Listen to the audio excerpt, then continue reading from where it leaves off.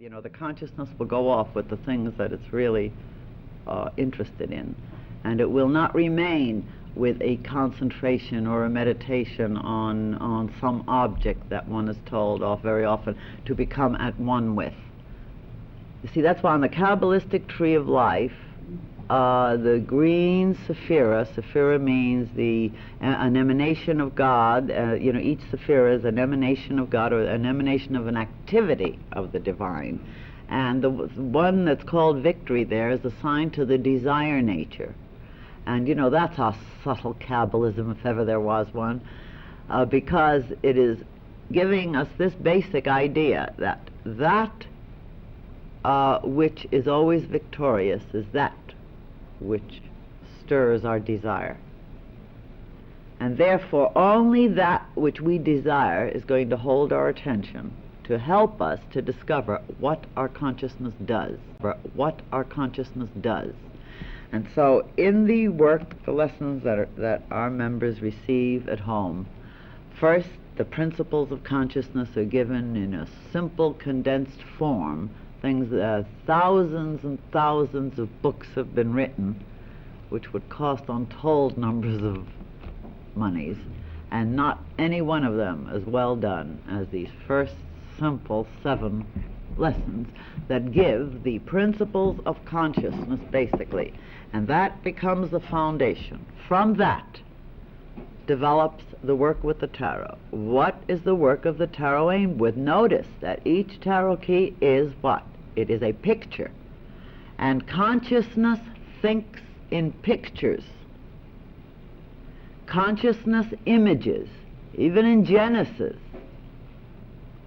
we can see this basic idea when mention is made that man is made in the image and likeness of God. Man is an image-making being because man has that power. You know, now man has become like us. The image-making powers are the exact powers we use in order to start changing whatever patterns we have within our subconsciousness which have been keeping us from attaining to higher states of awareness. Now, how is that? Remember that each tarot key, starting with the 0 and then going right on to 21, they're the 22 major tarot keys. They each represent one of your powers. Now, each one of your powers of imagery, when you have them presented via the tarot keys, the thing that happens is that it starts gradually to replace your own image of yourself. All the meditations are aimed at helping you to replace the false images that you've been holding of yourself. Like, for instance, I am somebody who has a temper. I am a non-temper type. I am an aggressive type. I am a shrinking violet. You know, we have images of ourselves that really are not us, and we express these images and we think that they're us. And this is our basic problem. So to start working on yourself in any other way, usually the various other methods simply don't come through. The only way, in other words, just like there's a little saying, you have to fight fire with fire. Well, this isn't really a fighting thing, but although in a way it is. If it's the image-making powers that have been used clumsily, which it is, because we're just learning how to use our image-making powers as divine children of the divine God, and all of our miseries, remember, just because we have been we're clumsy. When we're learning how to write, we don't write so beautifully, and when we're learning how to play a musical instrument, we sure hit some terrible raucous chords and notes. And when we're learning how to cook, we can sure poison people fast, or give them enough indigestion, which is just as bad. So you see, anything that we're learning how to do, of course we do things wrongly and erroneously. And all our past mistakes, all our evils, are the experiments of consciousness learning how to be a conscious co-creator with God, but not yet having reached that point.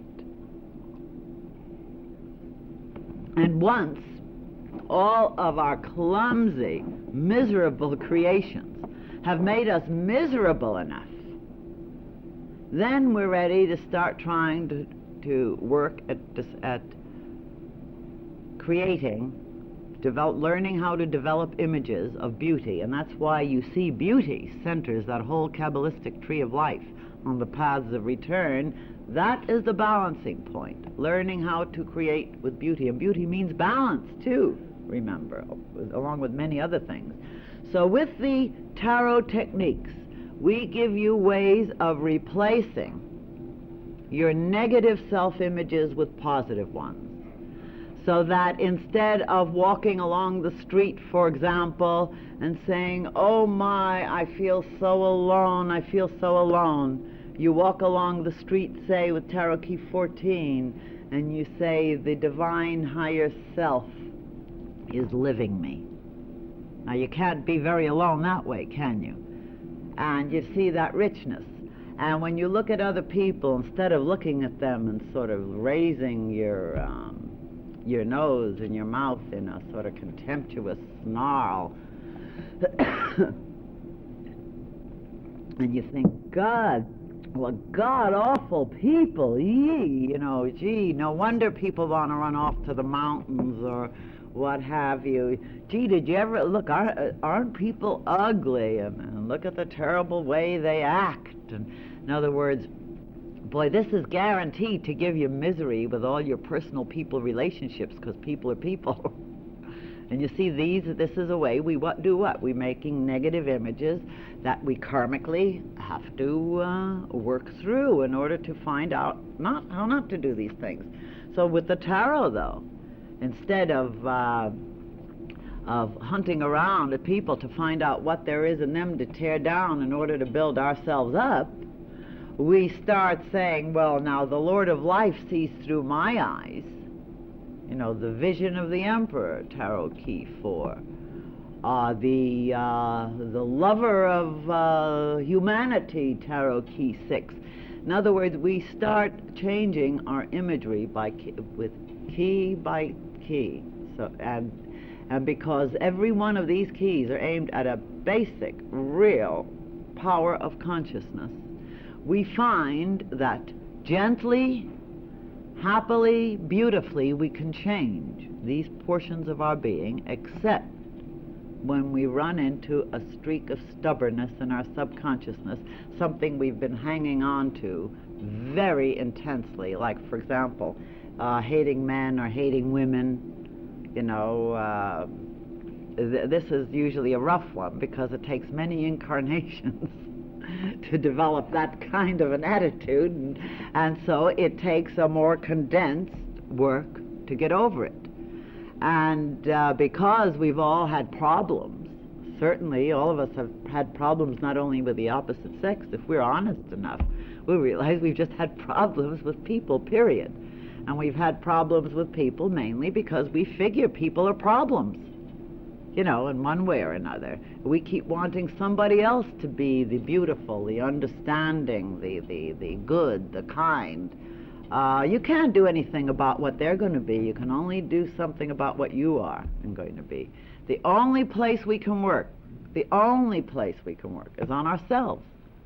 And so if we work on our own imagery, and as I said, the tarot is here, and then we have the further methods, of course. But the tarot techniques are aimed at giving us the ability and the capacity to take responsibility for our image-making powers, and therefore we change our own beingness, and we change all of creation that way, because we're all part of it. Every single one of us are an eternal aspect of the total divine consciousness. And we, working positively then, meditating our life instead of going off to a distant meditation. Meditating our life in our everyday being, everyday feeling, everyday thinking. This then is what makes the change, and as I said, even though it's the hardest thing, is in bringing about the self-transformation that involves our attitude towards the opposite sex. It is very doable indeed, very doable, and through the tarot we do it far more readily, because again, the tarot and then the Kabbalistic tree of life bring us to that recognition that the divine life, the divine creator, is not he. When we chant, right here in temple, when we chant Yod He Vav He, we're chanting he. When we chant Elohim, we're chanting the divine she.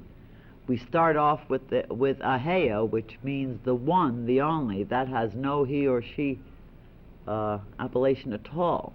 And then when we chant Adonai, we're chanting the manifestation of the divine he, divine she. In other words, the cosmic masculine, cosmic feminine. And so we start getting over these conflict drives, these energy drives, through the work of the tarot keys, through the work of the Kabbalistic tree of life. We do it to the degree we are willing to. Some people get to a point in their natures, incidentally, where they're unable to face a certain portion of themselves. They don't realize that if they would only be willing to face it and transmute it, life would take on a greater brilliance and glory and ecstasy than they could ever dream. But it's at these points that people often drop out. Sometimes it's just for a little while, and they come back. Something in them, their inner being or their soul, has strengthened them, and back they come. With others, it's just too much for them, and they have to go elsewhere. And that's why we try to discourage those who haven't got enough aspiration from coming here to begin with, which seems foolish to some, but it isn't, because you see, consciousness influences consciousness.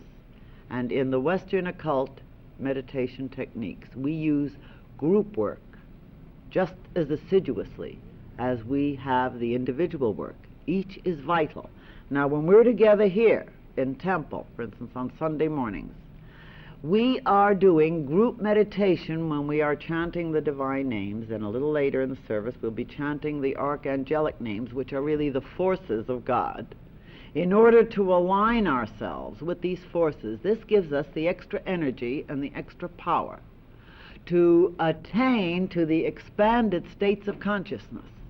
Now, in this group meditational work, it becomes very necessary for everyone to be willing to transmute themselves, because if they're not, they're going to get very uncomfortable in chanting these fantastic chants of power, because the Western occult mystery system, remember, is at least 6,000 years old. It has been working, it has been bringing specific souls who have reached the point of wanting to go in that direction. It has been bringing the specific souls to the highest levels of evolution possible within this area and then beyond. Jesus of Nazareth was trained in this system. Jesus of Nazareth was trained in the esoteric wisdom of Israel. And the whole teachings of this esoteric wisdom, the Western mystery schools, along with the true meaning of Christianity, not what the churchiosities have developed, but the true Christianity, is contained in this work. And Jesus himself attained his complete liberation, finally, from the ties of the past negatives through this system, the system that we work with together. And it includes every single aid that there is meditationally.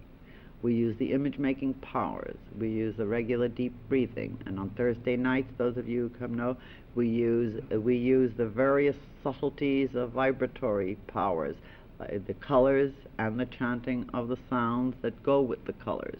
On Sunday mornings we use the ritualistic aspects. All of these are part of a total picture.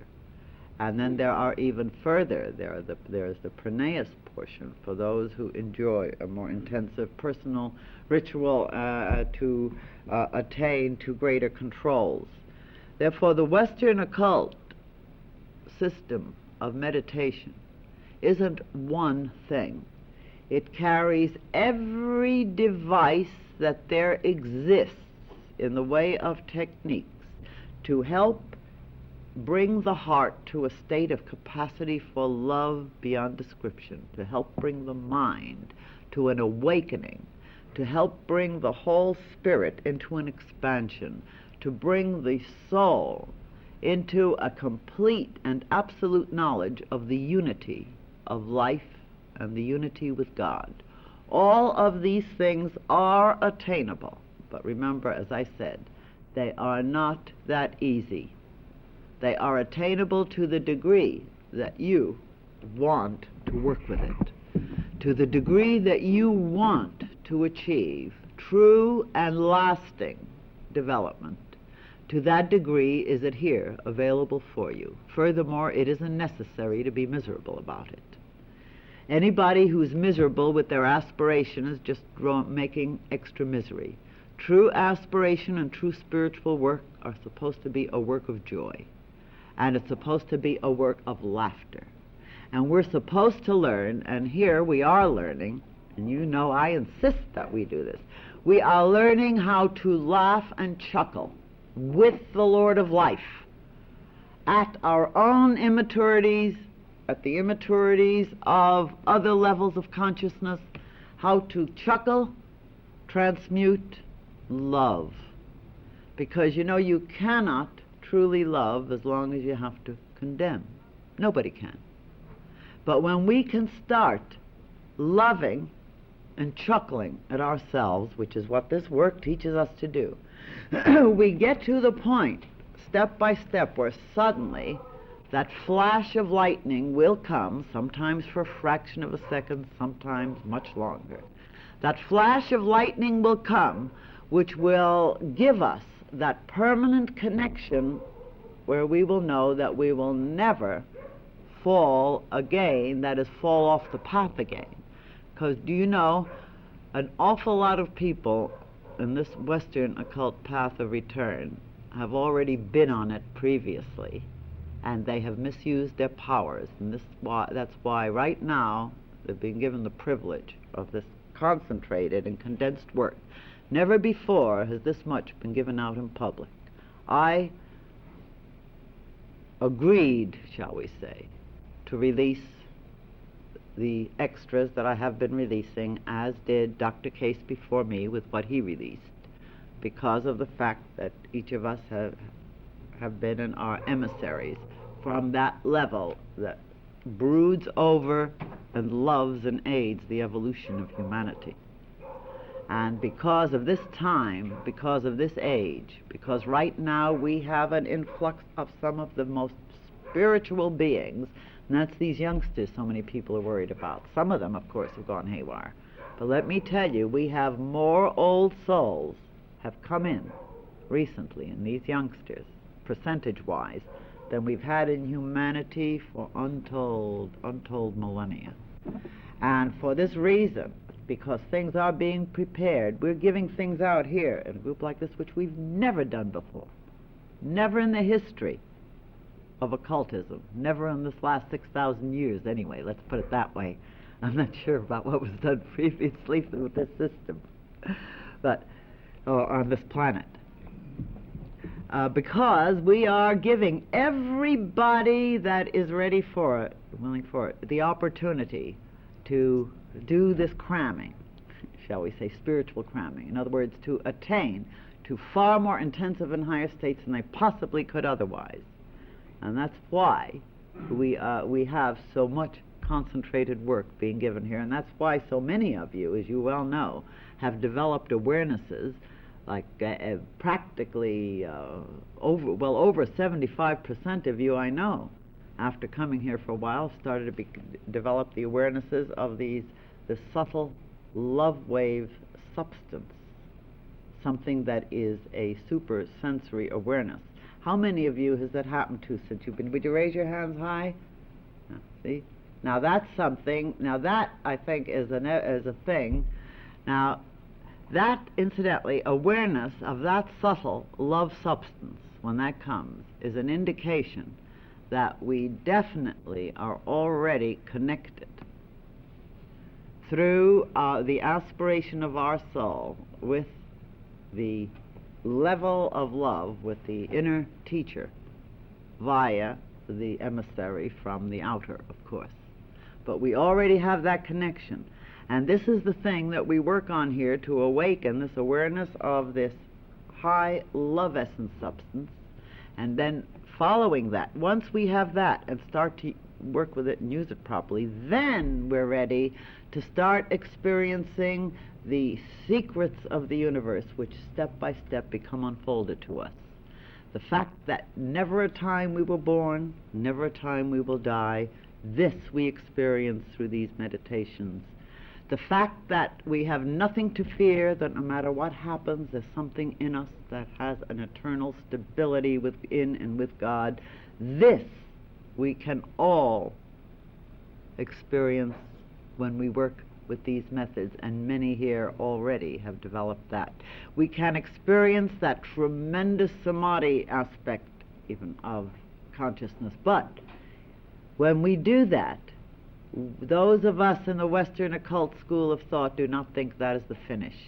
We realize that is just a step, a resting place to receive the extra energies, to return and to keep working with the Lord of life, to bring this awareness, this beauty, this knowledge of unity out into the world, because only so do we truly receive and hold our complete individuality. And that's what we're working on now, to bring heaven to earth, not to try to escape there, because we'll only be knocked down again later.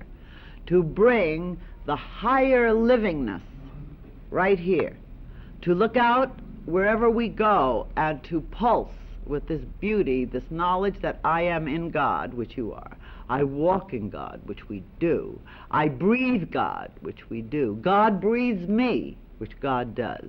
This is the experience that brings what you might call the heaven to earth, and this all of us are being prepared for. Let's work with it.